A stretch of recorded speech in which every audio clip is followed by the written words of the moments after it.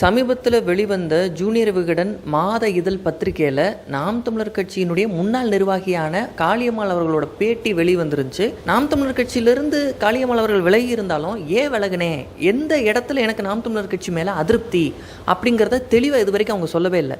மேற்கொண்டு அவங்க அடுத்து எந்த அரசியல் கட்சிக்கு போக போகிறாங்க, விஜயோட கட்சிக்கு போக போகிறாங்களா இல்லை அதிமுகவுக்கு போக போகிறாங்களா அப்படின்னு பல கேள்விகள் இருந்துச்சு. சரி, ஜூனியர் விகடனில் அவங்க இப்போ மனம் திறந்து ஒரு பேட்டி கொடுத்துருப்பாங்க, அதில் எல்லாமே தெளிவாக வந்துடும் அப்படின்னு பார்த்தா அதுதான் இல்லை. சீமானுக்கு கள அரசியலே தெரியல அப்படின்னு காளியம்மாள் சீமானை விமர்சிச்சதா அட்டப்படத்திலே புகைப்படத்தை போட்டு ஜூனியர் விகடன் போட்டிருந்தாங்க. இந்த பேட்டியை பார்த்து நாம் தமிழர் கட்சியின் தம்பிமார்கள் எல்லாரும் காளியம்மாளை கடுமையாக விமர்சிக்க தொடங்கினாங்க. கட்சியிலிருந்து வெளியே வந்தாலும் இத்தனை நாள் நாம் தமிழர் கட்சியை விமர்சிக்காத காளியம்மாள் ஏன் இப்போ திடீர்னு விமர்சிக்க தொடங்குறாங்க, என்னதான் பிரச்சனை அப்படின்னு அவங்கள தொடர்பு கொண்டே பேசிடலாமே அப்படின்னு ஒரு சிலர் காளியம்மாளை தொடர்பு கொண்டிருக்கிறாங்க. அதுக்கு பதில் தந்திருக்கக்கூடிய காளியம்மாள், நான் அண்ணன் சீமானை விமர்சனம் பண்ணல, நான் இந்த மாதிரியே நான் பேசலை, நான் பேசுனதை திருச்சி இந்த ஜூனியர் விகடன் போட்டிருக்கு, தன்னுடைய பத்திரிகை லாபத்துக்காக ஒரு பரபரப்பை ஏற்படுத்துகிற நோக்கத்தில் நான் பேசுனதை மடைமாற்றி இப்படி ஒரு கருத்தை அவங்க பதிவு செஞ்சுருக்கிறாங்க. ஆனால் நான் சீமானை விமர்சிக்கலை, விமர்சிக்கவும் மாட்டேன் அப்படின்னு